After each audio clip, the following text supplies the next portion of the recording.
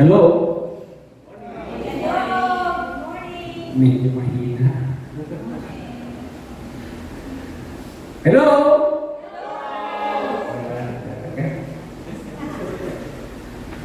Mamaya nasa ibang nagara kayo. Hallelujah! Magandang umaga po sa inyo lahat. Purihin po ang Panginoon sa napakagandang araw na pinagkaloob niya ngayon. Natutuwa po ba tayo na ulit tayo narito sa tahanan ng Diyos? Amen. Amen. Praise God. Kasi election bukas kaya siguro. Hallelujah. Purihin po ang Panginoon sa muli at tayo nagkasama-sama sa iisang Diyos, isang Espiritu, at isang katotohanan na. Amen. Alam ko po na bawat isa ay nasasabit na sa nalalapit na eleksyon. Hindi po ako mangangampanya dito dahil hindi naman po ako kakambilan po. Ang ikakampanya po na yun ay ang ating Panginoon. Sapagkat ang Panginoon natin, siya ang naghahari at siya ang maghahari magmula kahapon, ngayon at magpakailanman. Praise God. And those people na kandidato ay instrumento lang. They are instrument. Pero yung napakasakit kung instrumento siya ng Diyos, kailangan mabuti siya eh. Diba? But praise God, all things work together for good. Because God loves us too much. We are called. We are called according to His purpose. Kaya bukas, mamaya, manalangin. Bukas na ba eleksyon?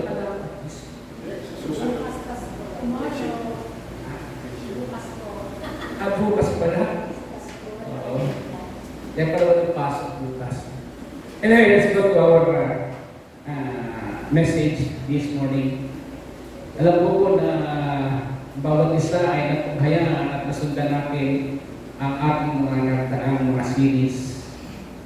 At ngayon, ating pong pag-aaralan ang panghuling pagbati ng ating apostol Pablo sa mga taga-Thessalonica. Sabi ko, Lord, ano ba yung benediction? Bakit ba natin ginagawa itong benediction? Napakahalaga po pala ng benediction sa buhay. Hindi lamang po sa bawat isa, kundi sa ating simbahan. Tayo po ay mag-iiwan ng biyaya ng blessing kung saan ang blessing ay nagmumula sa ating Panginoon. Ang sabi ng Lord, pagpalain natin ang bawat isa. Napakasarap pala pag ikaw ay binabati, bless you, brother, bless you, sister. Palain ka ng Panginoon. Napakasarap ng pakiramdam. Because you know, there is power in our tongue. Pagka tayo ay nagsalita sa isang tao, may kapangyarihan niya. Kaya pag sinabi mo, bless you, brother, pagkapalaan siya. Huwag na tayo mag-expect anong pagpapala o anong pagpapala na maging sa kanya. Sapagkat ang sabi ng Diyos, bless natin ang bawat isa. Amen? Ating pag-aaralan ay the full final instruction and His passionate benediction. Napakagandang pakinggan po. Sige po, at yung ating text, ito po yung final greetings o final instruction, encouragement, and the final prayer ni Apostol Pablo sa mga Thessalonica. Sige po, sabay-sabay na po natin. Aning na verse na po naman ito. Muli. Sige, basahin natin. Simulan ko. And as for you, brothers and sisters, never tired of doing what is good.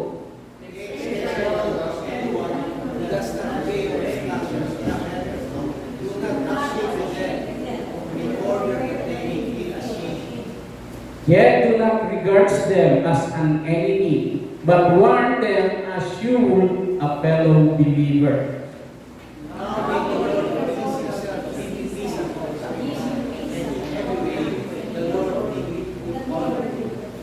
Verse 17, I, Paul, write these greetings in my own hand, which is the distinguishing mark in all my letters. This is how I write. Sabay-sabay po tayo.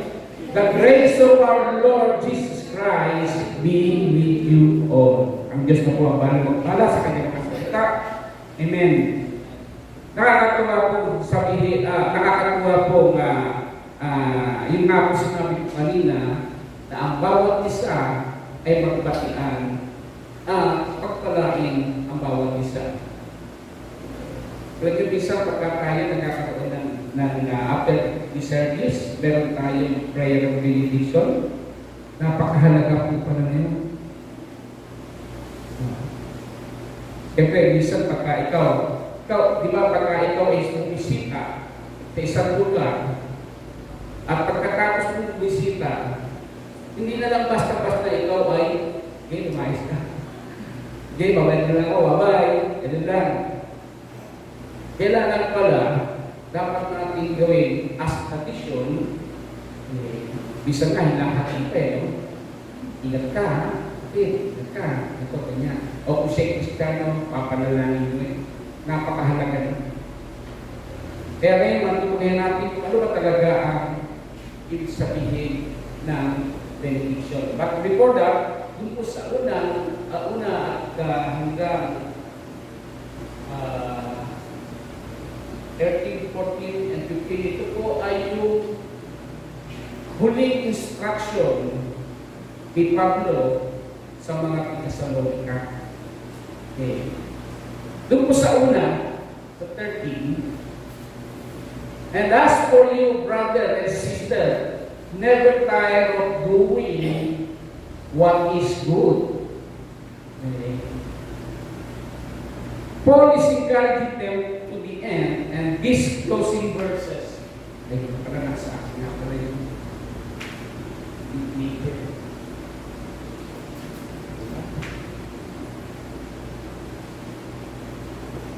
Paul is encouraging them to the end.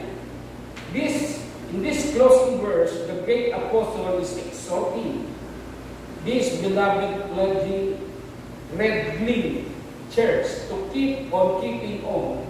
This church was established during Paul's second missionary journey. It was the church of believers who suffered for their faith. Sabi nga sa so ito po sabi nga sa natin, Paul encouraged at sinabi niya, brethren, never tire weary of doing what is good.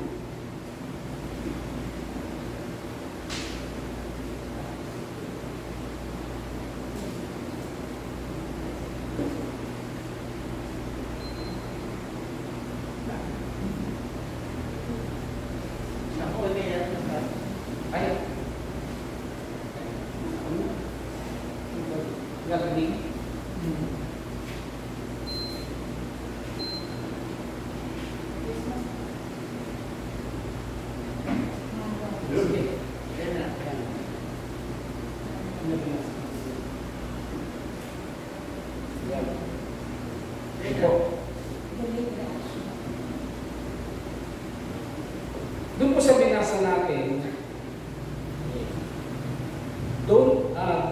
never tire of doing what is good. Ito po yun sa NIV translation. Pero doon po sa English, do not weary. May malaki pong pagkakaiba, pero ginagamit ko ito as parang may similarity sila. Tire and weary. Kasi yung tire, that is in physical realm. Okay. Pag physical, diba? Pag napagod ka, sabi na sa'yo, Pastor, kailangan ka ng pahinga. So, mga isang linggo, dalawang linggo. Okay. Ang very po isang spiritual realm namin. Okay. Kasi po ito, dito po ay nasasabi na ang tinatawag ito, ang worry ay parang suffering. Okay? Reference po ito para doon sa salitang suffering. Nakakaramdam po tayo minsan ng panghihina, yung parang ikaw ay, di ba si Pablo, shipwreck? Yung talagang todo na yung nangyari sa buhay niya. Talagang inom po siya, marami nag-aaga sa kanya. Ang ibig Jesus Christ, sinabi niya, kung sino na daw po ang napapagal na hirapan, lumapit sa kanya at bibigyan niya ng kapahingaan. So, pag sinabing ito ay napapagod o tired, kailangan mo lang ng kahinga. Pero yung pag ikaw ay busy, kailangan natin ang Panginoon.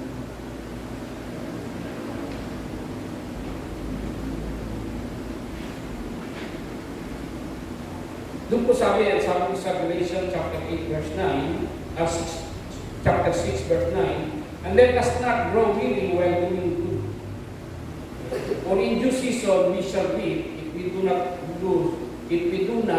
lose heart. Yung palang meaning na weary, lose heart. Okay. Napapagod ang puso. Naalala ko nung kami nagkaroon ng play doon sa kapilang church namin sa Gia.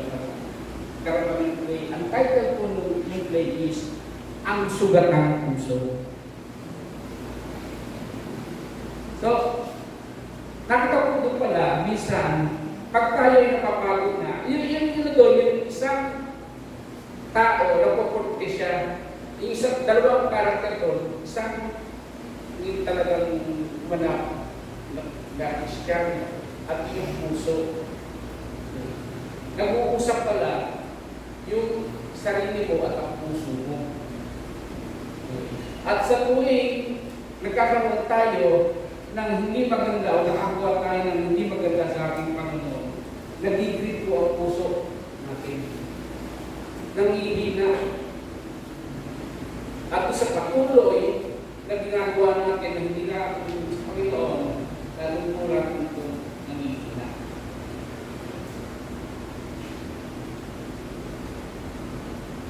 Sabi po ito, very used in reference to suffering. Okay?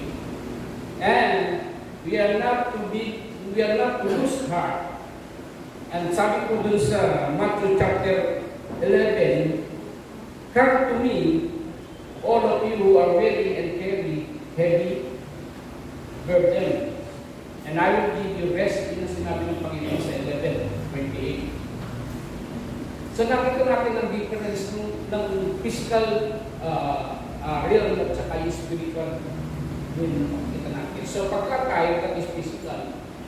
So normal lang sa atin na mapagod, diba? Lalo na pagka may trabaho ka, lalo na pag bisa ako pag nagtatry ko talaga napapagod ako. So kailangan ko talaga ng pahinga. Tulog ng maaga, gising bukas, kung nagtatry ka naman, pagod na pagod ka. So yun po, kailangan mo ng rest. Kaya kayo napapagod, kailangan mo ng rest. Pero pagka ang puso mo ay nangihina, kailangan mo ang ating Panginoon. Yung parang ang puso mo ay kinakapos ka ng paghina. Diba? Kailangan mo ng doktor eh. Pag ikaw ay sinumpong, inatakit sa puso, mayroon problem sa heart problem, saka pupunta. Kasi sa doktor, yun yung ating panggamot. Kaya lang ang ating Panginoon, pag pagod na ang puso natin, tumapit lang tayo sa Panginoon. Tatanggalin niya yung burden niya.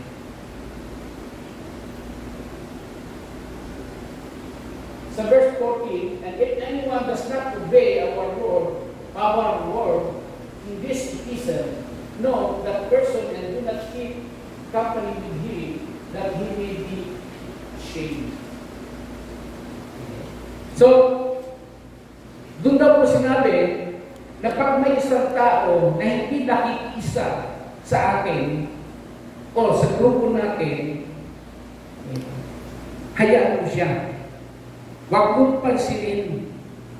Diba? Hindi naman sinabi na itiwalan mo agad. Napakaano naman nun, lupit at itiwalan at ilang sumusunod sa akin. Baka kusan. Meron na siyang problema. Hindi natin nakita bakit ganun siya sa akin. Pero sinabi dito, no? Ano ba sabi dun sa sunod niya? Ano sabi ni Pablo? Paul commands that those disregard his instruction must be dealt with by the community. Diba? Biblical naman yun, no? Kasi nasusulat sa Matthew, diba? Pag nagkamali ang isang tao, pwede mo siya kausapin. At pag hindi nakinig, isumbong mo kay Pastor Bo, kay Pastor Mo, o kung sino man dito ang matatanda na sa simbahan. Di ba? Nakalagay sa Bible, ilapit natin sa mga matatanda. Di ba? Nakasulat sa Bible eh. Di ba? Alaga naman baka, ang lapitan niya. Mature. So, ganun na sinasabi sa Biblia. Kaya sabi, but they are to be dealt with not as enemies, but as brothers pa rin. Kapatid mo pa rin siya. It's live out one Christian at a time, but it's also live out simultaneously with the community of other believers. Dapat, hindi siya hinahayaang isang kaaway. Dapat ituloy pa rin siya kapatid sa pananampalataya. Hindi ko lang alam kung dito sa church, pag may nagkamali, nagkakaroon ng disciplinary action. Kasi dito sa church na pinanggilingan ko, tutulog ko sa disciplinary action. Bakit? Kasi minsan, hindi natin alam ng tao pagka yung dinisiplina mo siya. Pag disiplina, okay ka eh. Ang Diyos na nagbibigay ng maraming chance. Tapos bibigyan mo bakit siya ng ano. At pagkatapos bibigyan ng hato, excommunicado. Kasi may proseso eh. Sa akin lang po, okay. Pero para sa akin, sinasabi ng Pablo dito, hindi mo siya na hindi isang kaaway, but as a brother. Pag tanong, sino po pa, Pastor, paano pag masama talaga, napaka-hindi ng kanyang ginawa? Paano yun? Tanong sa akin, ay, pagkabuksang pa, nakausap ko siya. Pastor, hindi lang hindi kailangan ng isang tao, marami naman mga members dyan. Kaya paano kung yung tao yun? Nagtanim ng galit siya galing sa akin. Hindi ko nakasalanan yun. Kasi paulit-ulit yung ginagawa niya. Hindi siya. Baga sa kasuhan. Pero sa akin lang po, dahil sa church discipline, yun ang side ko. Bigyan natin ng maraming chance. Baka magbago. Sabi ko, bisa nga sa pamilya namin, kahit anong hindi mo isang tao o yung anak si Erica, mas makulit yan eh. Sorry po, wala yung ano kung kasabihin niya. So, makulit yun. Ang isang gabi lang, nagkaroon kami ng discussion. Nga, kado. Sabi niya, Papa, ito talaga sabi niya, diba? Hinaan niyo po. Kasi ako, pag nag-ano hindi naman malakas, kalakasan. Siguro yung mga tao doon sa kami kumingin. Papa, pakihinaan lang. Hindi lang yung time na yun. yung pangyayari din ng ganito. Kasi si Erica, doon siya sa labas natutulog. Eh, sobrang init ngayon. Sobrang init, doon siya tutulog sa kwarto. Ay, dito sa kwarto nila Jeff, doon siya sa kwarto namin. So, how many days, biglang nandun siya. Ilang days kasi siya nagsabi sa akin, parang hindi maganda yung dating sa akin. Sige, tatay mo, anak kita. Siguro sabi niya ni Nori, baka hindi lang maganda ang pagkakasabi mo. Hindi, sinabi ko. Kwarto namin to. Kwarto ng mama yan, namin. Kung ayaw mo sa instruction ko, ito kakalabas. May nagtampo. Pero tampuhan na. Okay na kami. Binigyan ko nga ako ng sandwich. Pero na, isang sandwich lang pala ako. So, let's go back now. Nakita ko lang kasi minsan at tayo, nagagalit na, nihinuhusgahan na kagad natin. Ganyan tayo eh. Lalo na ngayon, mag-i-eleksyon. Parinig ko, sabi ko, iba-iba to, atiwa ng kanyang mga kasiraan. Kaya ako di ako boto eh. Kasi di ako nag-list. Kaya wala pa sabi. Diba? So ang tanong eh, kahit hindi ka mo boto, sino ba? Sino ba ang dadalhin mo? Eh kung sino manalo. Diba? Ganun lang po yan eh. Kasi may lumapit sa akin, Pas, ano ba ang status niyo nito? Wala. Sabi ko, wala, ganito. Kung sino yung leading, hindi naman ako nag-adaptation ng survey. Hindi natin lang po sa inyo kasi election na po kasi. Okay. So, related ito doon po sa magiging benediction bracket kasi pinanalangin ni Pablo. Ang benediction po is panalangin or giving blessing. Okay. So, ganun po nangyari. Then, lumapit kasi sa akin, yun daw, ano daw po ang inyong panalangin sa mga nangyayari, ako, ganito, ganyan. Ay, naku, kapatid, mas maganda, huwag ka na sumali kung umilo na yun. Panalangin na lang natin. Bawat kandidato kasi na gusto mo, dapat panalangin natin. Huwag na tayo makipag-palitan, balik-akak dyan. Walang mangyayari sa atin. Sabi ko nga sa pamangkin ko, hindi siya pwede kasi siya. Nung sumama yung dalawang anak niya sa Kobe, o nung nangyari, nung wala nila sa Rizal, inulad sila. Kaya ito mama nila, may magkasakit, pero makinapala. So, ganun po ang nangyari. So, sana masasabi ko lang, lumot ang bukas. Kung sinilis ko niyo yung boto, sa inyo yun. Manalo batalo, supportahan natin. Diba? Eh, eleksyon lang naman yun, pagkakapit niya, wala naman. Talo man, manalo yun, diba? Ganun po. Hey, walang away. Yan sabi dito, huwag tayo mag-away-away. Eh, mahalin ko, kung sino man manalo, batalo, takapin mo. Ang Diyos na ang bahala. Siya ang gagawa kung ano man, kung sino man ang mainulog niya. So verse 15, Yet do not count him as an enemy, but admonish him as a brother. Ito po yung intimation nung sa 14. This shows that the true spirit in which discipline is to be administered. How many words? Ito na po sinong words ko. Siya na ang captain. Baka yung Golden State Warriors, yung player natin. Kaya sila ko na yun. Hindi ka dito eh. Nalate ako eh. Konti. Anak na dito ko. Kasi sumilip lang ako ng konti sa lahat. The purpose of church discipline is the spiritual restoration. Yun daw purpose ng church discipline. Ma-restore yung tao na dinidisiplina. Okay.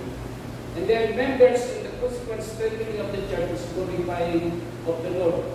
Basta ang church discipline ay to restore the person kung sino man yan ito. So okay din naman po. Para sa akin po, yun lang, okay lang, wala problema. Kasi na-experience ko yan sa Saudi. Yung talaga naging, yung paglayo ng tao dahil nga hindi na siya pinaka-captain. Nakakaawa naman, di ba? Saan siya susunod? Saan siya pupunta? Eh, kilala na yung tao yun eh. Kahit saan church, ganun ang ginagawa niya. So pagdating ng pupunta sa isang church, yung isang church na pupuntahan niya, hindi siya pwedeng tanggapin kasi kailangan ng endorsement ng church leader. Diba? So nakakaano, kasi nagiging issue tuloy. Kawawa naman yung tao na ganito, bakit hindi siya tinanggap, bakit hindi siya tinatanggap ng ibang church. Parang isinasara yung pintuan. Diba? Ang church nga, ito yung tinatawag na nice hospital ng mga may sakit. Bakit natin siya hindi tatanggapin? Dahil lang doon sa pangyayari na yun. Hindi siya nabigyan ng hindi siya due process. Kaya sa akin, sabi ko, hindi natin nag-chance. Kasi marami na nangyari eh. Yung iba hindi, dahil nga doon sa parinindigan ko, station doon. Kaya na, binigyan ako ng para nagutan niya. Para binigyan ako ng accountability. Pag inulit pa ito, itong ganito ganyan, sabi ko mga pastor, kasi hindi akong pastor. But praise God, yun po, hindi natin siya yun. Huwag natin tunay na kaaway. Kasi ako sa akin kasabi ko, bibigyan ko siya ng chance. Kung dapat, kung bababi na. Bahala. Kung siya hindi nagdato at namatay siya, bahala siya. Siya mananakot, tigil na siya ng mami, binigyan mo siya. Diba? Ganun po.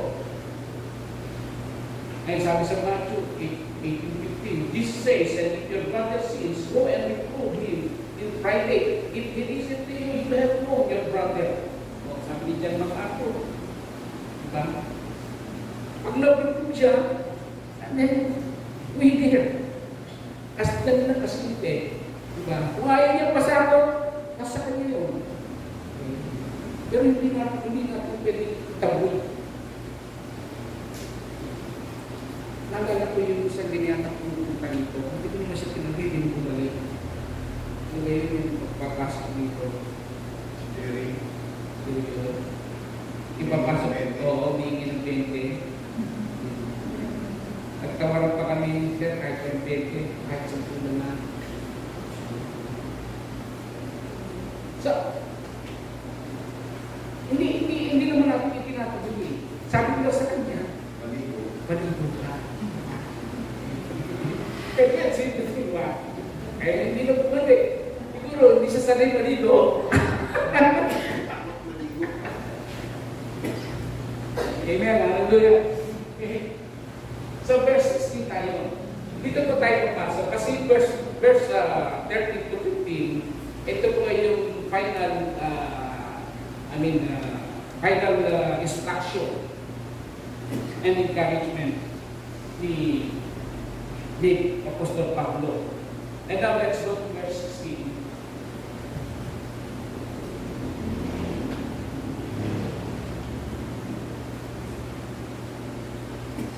So yun po ang meaning, benediction. False benediction.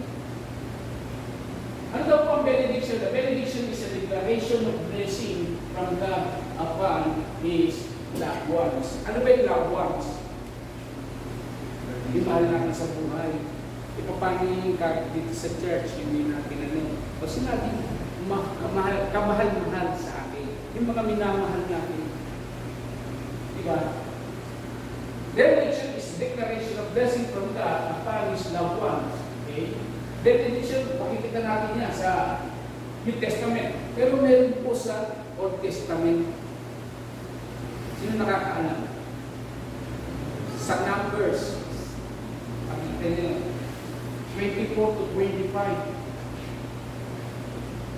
Doon po, ang sabi ng Diyos kay Mang Abe, diba? Pagpalain mo, doon nasasakaw ka ng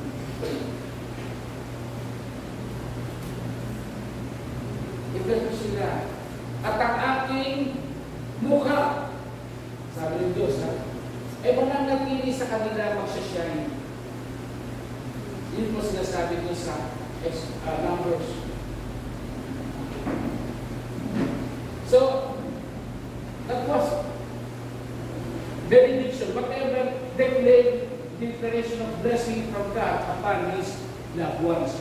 So, yun po ang benediction or encouragement. Or yung ginagawa natin dito, pag sa gusto, diba? Sa Jude chapter 1, doon sa huling dalawang verse, maraming pa sa Ephesians chapter 6, verse 3, sa 2 Corinthians chapter 13, verse 14. Benediction through brief over words of assurance or this precept designed to bring joy, peace, comfort, and security to those who place their trust in God. Kasi noong time na yon, na ang mga kapatid dati sa Thessalonica, hindi naman po ito, bago lang po yung iba doon. Kaya marami po doon mga member na pasuway din. Kaya nga sinabi, ito, sabi ni Pablo, kung sino man yung mga yun na hindi sumusunod sa ating mga alituntunin, ay huwag mong pasilin na. Kasi bakit hindi mo pinansin, hindi mo mga KSP, kulang sa pansin.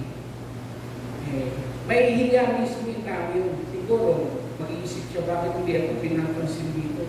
KSP ba? May KSP na pala ng unang panahon na, no? So, ganun po ang dapat nating ginagawa. Huwag mo pansinin, kasi pag pinapansin mo, ikaw din natalo. Pag pinapunan mo pala,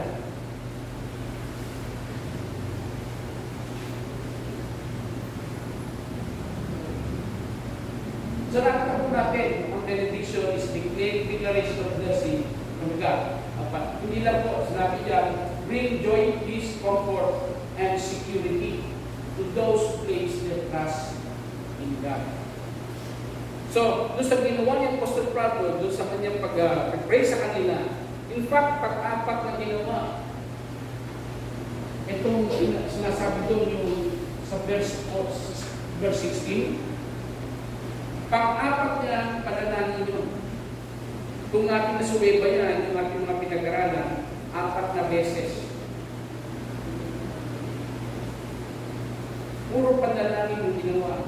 Kasi ilang beses dumala si Apostol Pablo din sa Thessalonica. Di ba sa malapit sa Berea? Greece. And Berea. Berea sa Athens. Okay, sa Athens. Yung magkasama yung Athens. So, sinugo ni si Paul at si Silas ay nagpunta dito sa Thessalonica. Yung pasuway na sa member ng church, Gaius. yung pangalan niya.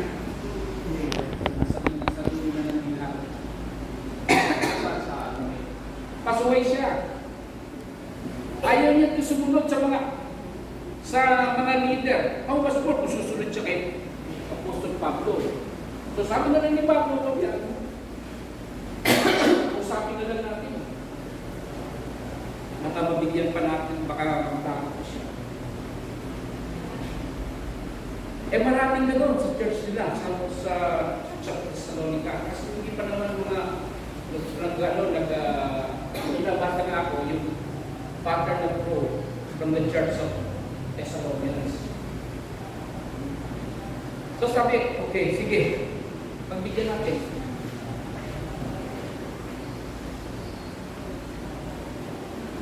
First, now may the Lord of peace himself give you peace always in every way. The Lord be with you all.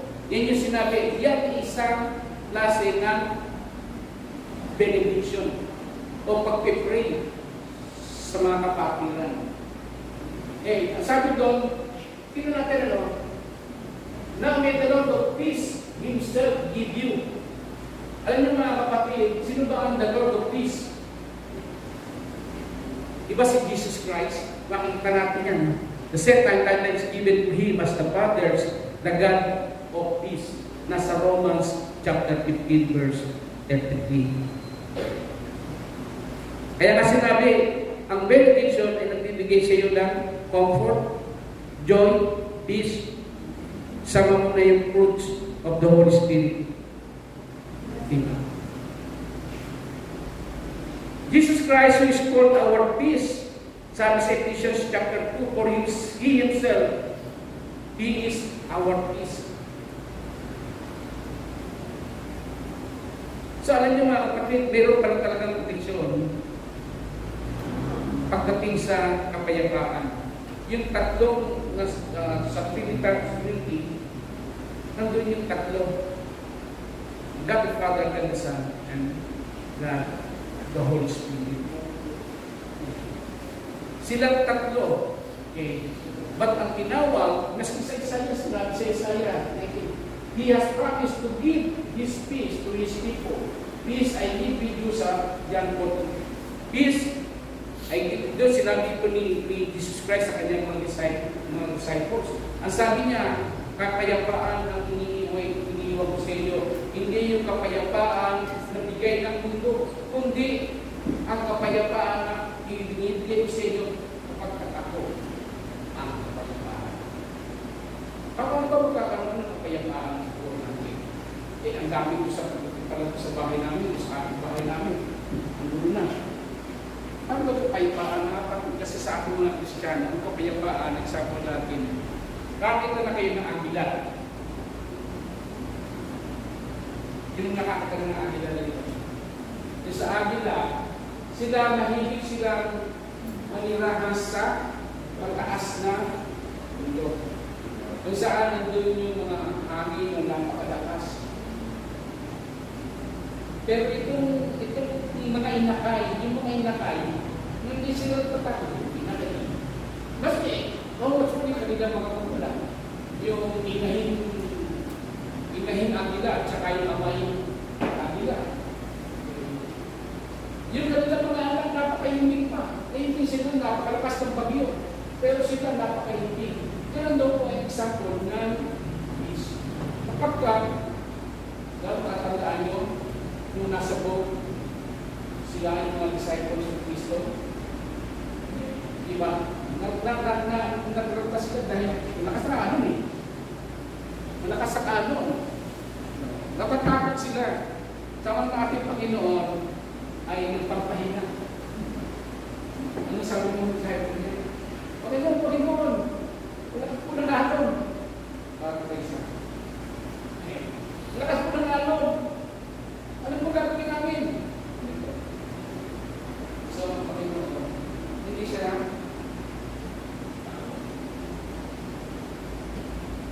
nagsalita lang siya. Yung alon na lumayapa. Napakasimple. Ano bang bagay na dumating sa atin? Kaya payapaan niya ng ating Panginoon sa buhay natin. Kasi yung sabi ng mga I am the peace. Siya ang payapaan. Wala sino man. Maski sinasabi natin, pero darating na magpapangalaman siya ang kapayapaan pag-ibig natin ating Panginoon. Ang kay Kristo, sabi ni Kristo doon. Ang kapayapaan natin dahil ang Panginoon sa Sana, walang sino ng tagpulan mo masasabi ng kapayapaan, peacemaker. ang Panginoon lang ang bibigay sa atin. Okay? This is an inner peace that nothing can take away.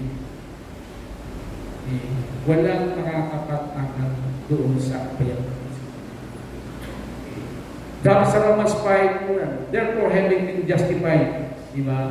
Sabi ng song, therefore being justified by faith, is in begun through our Lord Jesus Christ, because the Lamb of God, di ba? Song yun eh. And shed abroad in our hearts. So pag ang Panginoon Jesus ay nasa puso mo, tinagot siya, automatic kasi pag tinanggap mo ang Panginoon, yung dati kong pagkatao, di ba, ipiniwan din Christ as educated. Nung tinanggap natin ang Panginoon, inalis na natin yung sa puso natin at pinapasok natin ang Panginoon. Kaya no one can take away. No one can snatch you are from our promised flock. His hand, walang makakapag-kuha sa ating Panginoon. Kaya nga, ang kapayapaan ay sa ating Panginoon lamang makakatagpuan. Wala nang iba. Wala sa Middle East, wala sa Amerika, wala sa Europe, o kahit saan. Wala sa Russia, wala sa China. Puro kaguluhan ang idudulot niya. Bakit ko nasabi, hanggat wala si Kristo sa kanilang buhay, walang kapayapaan mangyayari.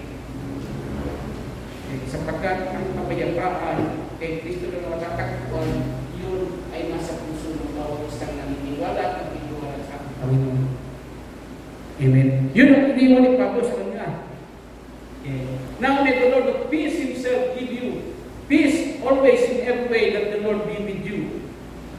Okay. Sabi pa doon, be anxious for nothing sa Philippians 4:6. But in everything by prayer and supplication. When, nung time na si Pastor Pablo, pinag-pray niya yung mga kapatiran. Okay? With thanksgiving, let your request be made known to God. Bakit ito kailangan na malaman ng ating Panginoon? God is omnipotent. God is all-knowing. Maligit na God of omniscience. Omnipotent is power. Sama na rin natin, He is powerful. Our God is powerful. Omniscient. All-knowing. Omnipresent. He is there always. God is with us. Amen? God is with us always.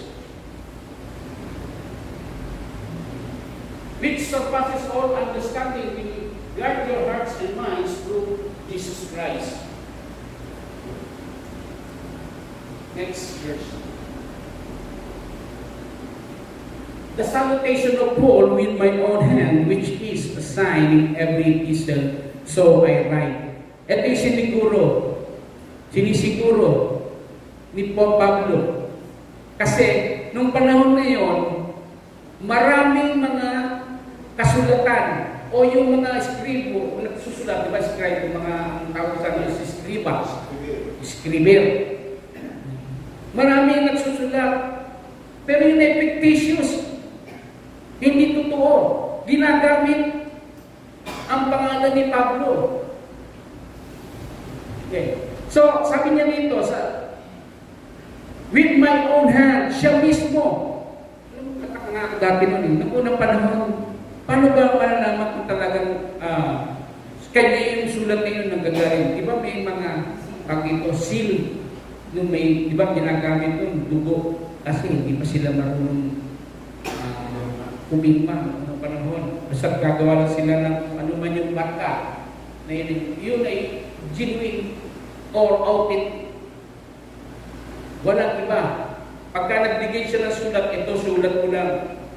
Paano kaya ang pirma? Hinanap ko sa Wikipedia kung paano ang pirma ni Apostol Pablo eh. Ang hirap pala hanapin.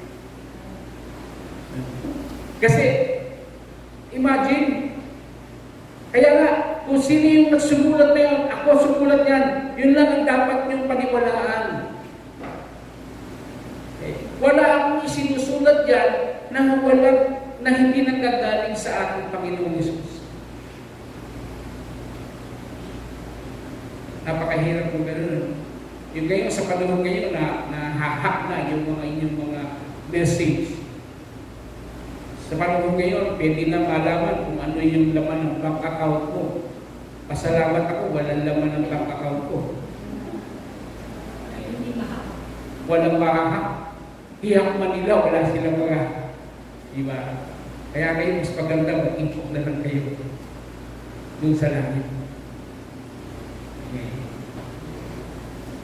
So, praise God. Okay.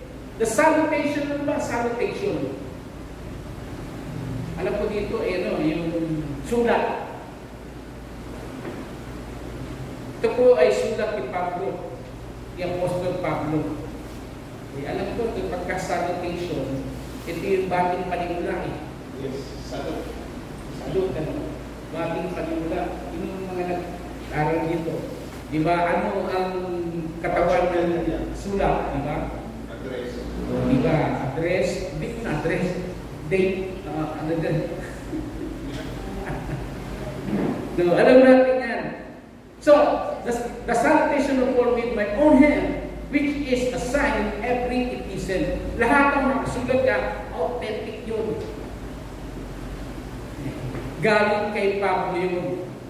Kaya nga ng time kasi nung second visit ni Pablo doon sa sinabihan niya, bakit wala sumusunod? Kahit nasulat ko, wala sumusunod na kanya. So nakaisip siya siguro na baka may nag-twist. May nagahap, may yung kagatagal na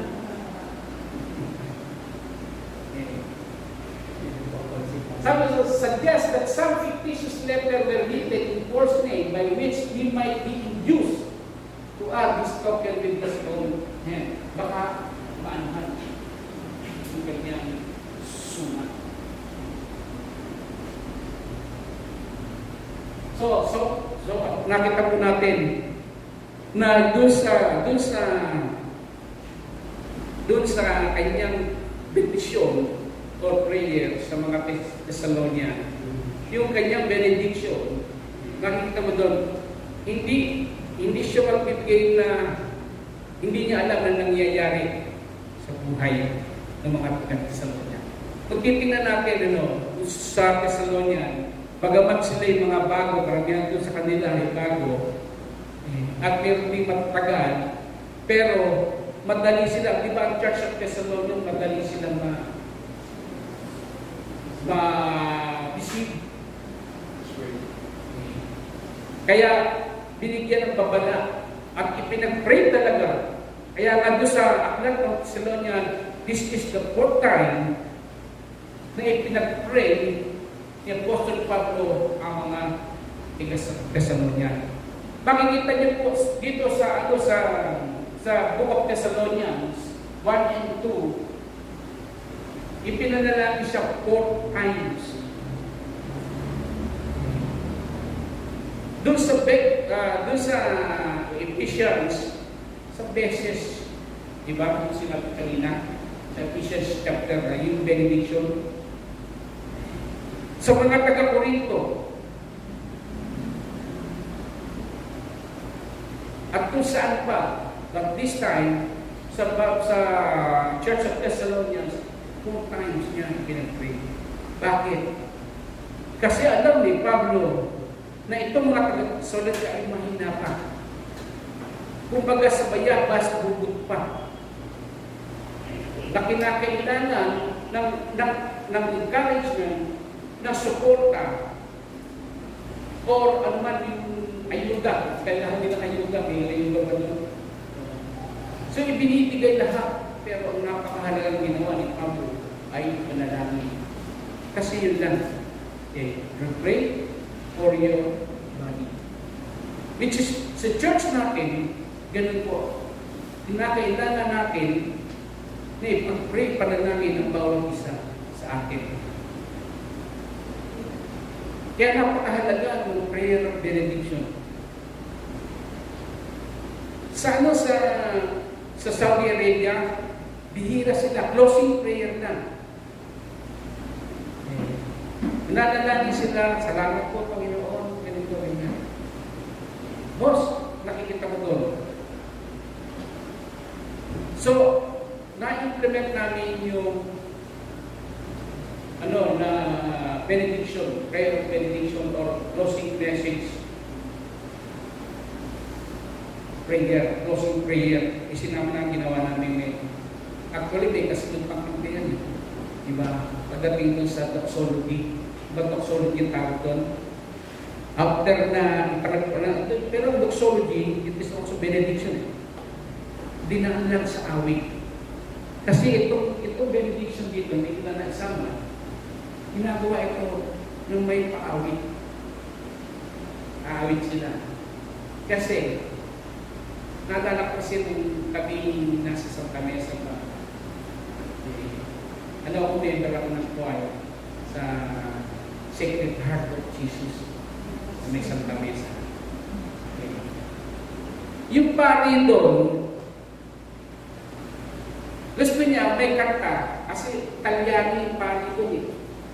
Talyano. Pag gusto niya, pagkatapos ng ayaw niya yung mga choir, member ako ng choir. Buti na lang hindi kami na-schedule sa kanilang sa oras ng time namin. Gusto niya kakanta. Ayaw niya yung magpikipauna siya mauna kanta. Napakasintonado. Ang lakas pa, nakamike pa ha. Talaga po naman, hindi, nahihirapan yung organista eh. Nahihirapan yung taga-organ nila. Kilala ko yung taga-organ doon na maliit. Pero galing mo piano, galing mag-organ. Kaya lang bading. At doon nakita ko, yung tinanggal nga daw doon sa raparupo yung pari niya. Kasi maraming nagre-reklamo. Gusto niya siya lang kakanta. O maunang kumanta. Hirap kami mga choir sa bayan. Diba? Kasi ang naka-mic pa, sana wag na lang mag-mic. So, pray po ang Panginoon dahil doon sa message na ngayon, ang sabi doon, ito na po ang ating pumabas sa verse 18, the grace of our Lord Jesus Christ be with you all. Amen. Okay. The Bible assures of us an exhaustible fountain of rich grace in Christ, and the streams of spiritual blessing which flow from it are more than sufficient for every believer, and yet there still remains enough for ourselves. Paul is here assuring the Thessalonians that God's grace was more than enough, both for himself and them, before he closes this letter, saying, the grace of our Lord Jesus Christ be with you. Amen. Yun ang panalangin niya. Okay. And sabi ni John MacArthur,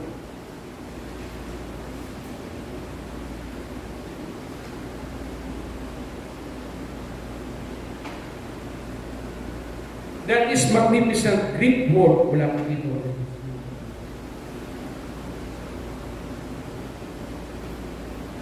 There is magnificent Greek word used 150 times in New Testament.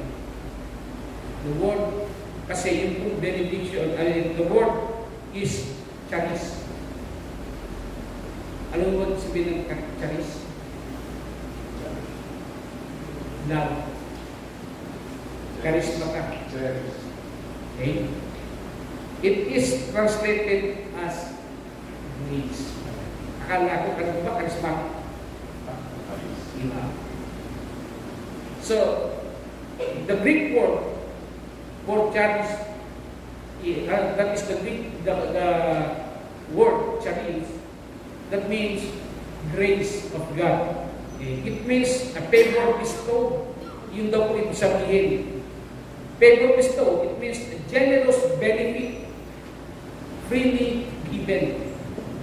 Yun daw po yung prayer. Alam niyo yung prayer kasi natin, pag tayo po ay tatapos lagi sa ating gawain, napakahalaga po pala na iiwan natin sa mga miyembro ng church. Napakalaking bagay sa sabi ko kanina, napaka-powerful na dapat iting ginagawa. Yun po yung pamamaanan, hindi po tayo mawawala sa mundo. Ibig po sabihin nito, freely given o libre na yun na ikaw ay panalangin, pero yung libre yun na magdudulot sa iyo ng napakagandang buhay.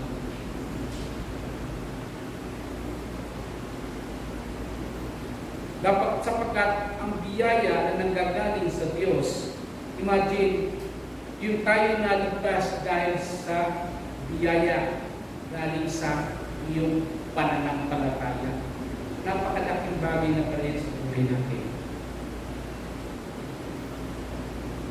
Kaya napakahalaga, minsan tayo, di ba, pagka nagkakaroon tayo ng prayer of acceptance, ano sabi ni Pastor? I will pray for you. I will bless you and your family. Diba? Share mo siya. At pag siya'y nag-accept, magkaroon tayo ng acceptance of prayer, and then after that, the pastor o kung sino man yung leader na nagtatanggap, pinag-pray niya. Bakit po? Because after he accepted Jesus Christ as his own Lord and personal Savior, malaking bagay po sapagkat pagpapalain ka ng ating Panginoon. Diba? Isang pagkala sabi natin, hindi ka mapapahiya sa Panginoon. Ngayong araw na ito, pagpapalain ka ng Diyos. Dahil sinabi niya, napaka-powerful ng prayer natin, itong prayer of benediction. And then,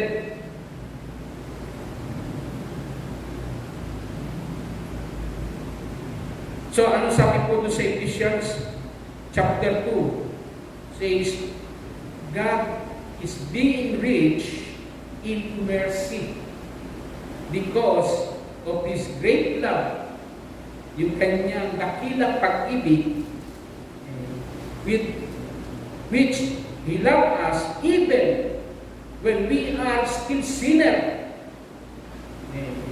We are dead or in our transgression, made us alive together with Christ. By grace you have been saved and raised up with Him and seated us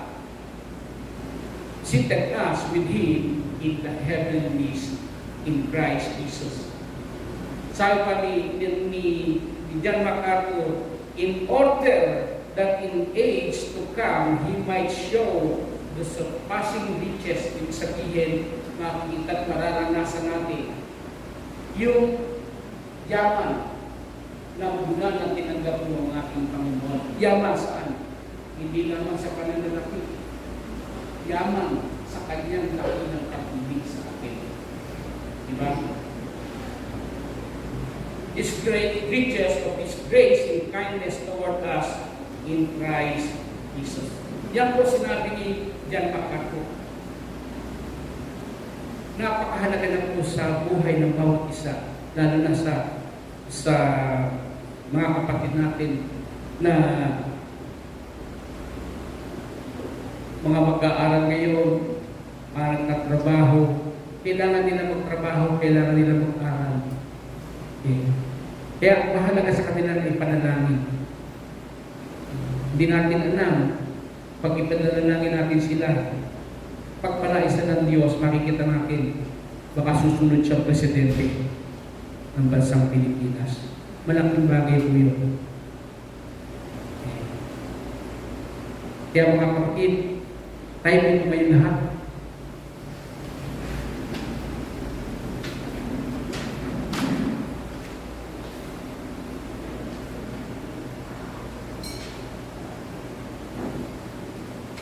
Dakilang Diyos, maraming salamat po.